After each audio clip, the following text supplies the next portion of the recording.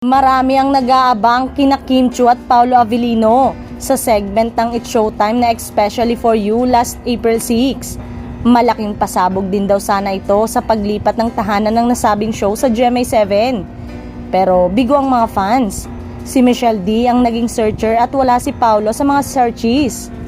According sa source, originally ay si Kim daw sana ang isasalang pero nag-back out ito. Natarantang araw ang mga staff sa paghagilap ng kapalit niya pero wala na silang nagawa. Sabi pa ng source, buti hindi nagalit ang staff kay Kim. Hindi naman daw, naintindihan nila ang Chinita Princess. Pero paglilinaw ay wala raw talaga si Paolo sa searches. Hindi naman nabanggit ang eksaktong dahilan ng pag-back out ni Kim. Malamang daw may kinalaman ng Kim Pao Love Team. Oo nga naman, nasa peak ng kasikatan ngayon ng nasabing love team. At kung tinuloy nga naman ni Kim ang maging searcher, tiyak maraming fans ang madidisappoint.